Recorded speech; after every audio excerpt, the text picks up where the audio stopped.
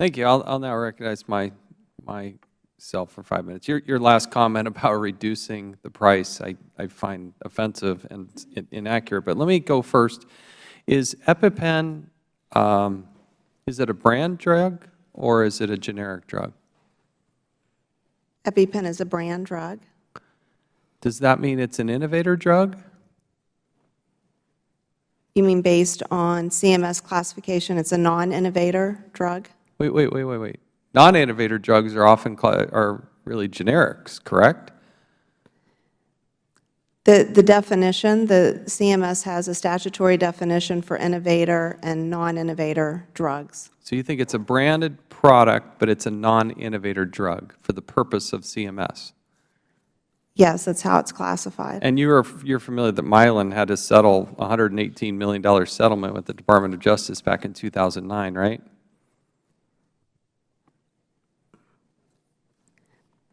Yes. I'm not familiar with, I'm trying to, what settlement? With the Department of Justice to resolve allegations that Mylan had underpaid the rebate obligations in the Medicaid prescription drug rebate program with respect to several other Mylan products, not EpiPen, but you're familiar with that? I'm not recalling the settlement that you're speaking of.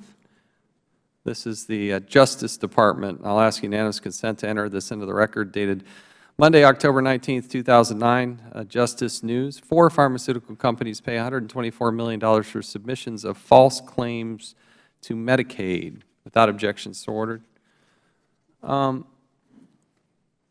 Have you or anybody at Mylan spoken with CMS? Yes, there's been conversations with CMS. Have you had any of those conversations with CMS I have. about EpiPen or the generic EpiPen? I have not. Have you spoken with anybody at Health and Human Services about EpiPen? I have not. Nobody. No. Has anybody at your company been in negotiations or discussions with CMS regarding EpiPen? Yes, people at the company have talked to staff, has talked back and forth. Who at your company has done that? I think there's been several people, several people within the company that have had conversations. Can you get us the names of those people? I'm sure we could tell you, yes, I'm sure we could. Within that 10 days? I'm sure that we can do that. We would also like the names of the people at CMS they've been in discussions with. Can you give us the names of the CMS people your staff has been working with? I'm sure we can. Like I said, I've not had any of those. 10 days reasonable? Sure. Because the concern here is that, and the question really is, why is Mylan classifying EpiPen as a non-innovator drug? When we acquired the product, it had been designated as a non-innovator drug, and there's been several points throughout time that have confirmed that status.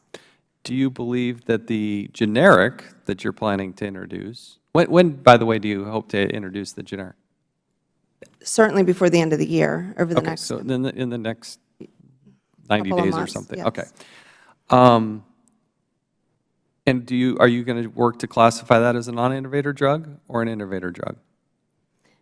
I'm not sure what that classification, we haven't submitted that document. We haven't submitted yet because we haven't launched the product. Okay, I need to spend a few minutes going through this chart that's right next to you. And I also need to help with you, and it's going to take a few minutes. I appreciate the indulgence of the committee to understand some of the definitions. Mr. Carter pointed out there's a revenue line here that seems to be missing, correct? Well, let me go first to the Mylan revenue, 274. Yes. Define that for me. Is that the average revenue per, what is that? 274, what number? Define that. The average revenue that Mylan receives per 2-pack of So in your letter to me and Mr. Cummings of September 15th, page 2, at the very top of the paragraph, I'll read here, you write, approximately 85% of consumers who are prescribed an EpiPen autoinjector pay less than $200 for a 2-unit pack, and a majority pay less than $50. Is that accurate? I actually thought it was lower than the 200. Okay. I actually thought the majority of patients pay less than 100, and then many pay less than 50. Well, But that they're could- both in the majority, right? 85% of consumers who are prescribed an EpiPen autoinjector pay less than $100 and for a 2-unit pack, and a majority pay less than $50. Yes. So how many of those that purchase the EpiPen, how many do it as a prescription? Do you have to have a prescription? Yes, to buy it? you have to have a prescription. So 100% of that universe. Yes. So if your average revenue to Mylan, your Mylan revenue, is $274, and the majority of people are paying less than $50, the minority is paying what to get it? Well, it could range from, it could be anything, because all the plans, whether if you're uninsured or if you're, it would range because every plan is different. So what's the highest number? Is 608 low? It could, because we don't set the price that when the patient walks up to the I'm pharmacy talking about counter, your revenue. Our revenue is the $274 per pen on average. But that, okay, so that's the average number, and you just told me that the majority pay less than $50.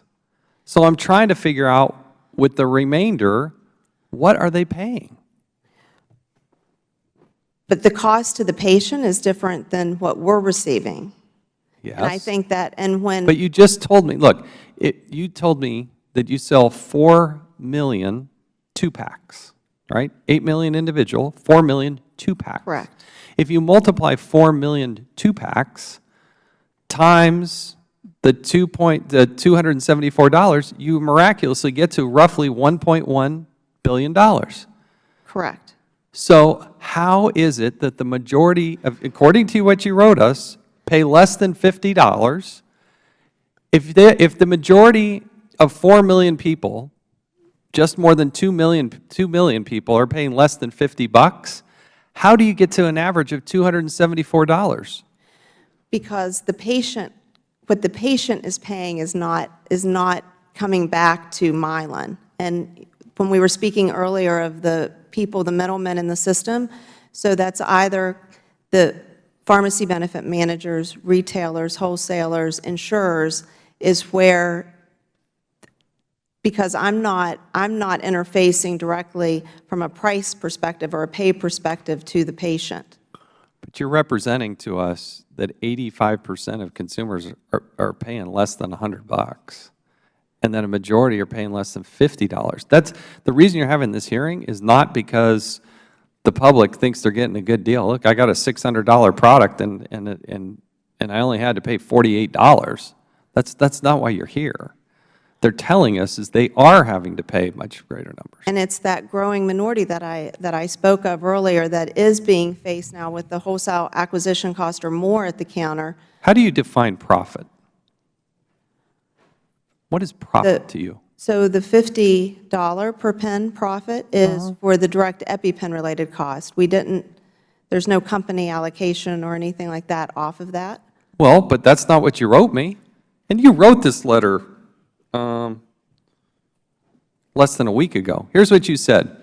Among other things, this profit is used to fund research and development and to maintain and improve our facilities across Mylan, in which we invest $1.2 billion this year alone, or more than $3 million every day.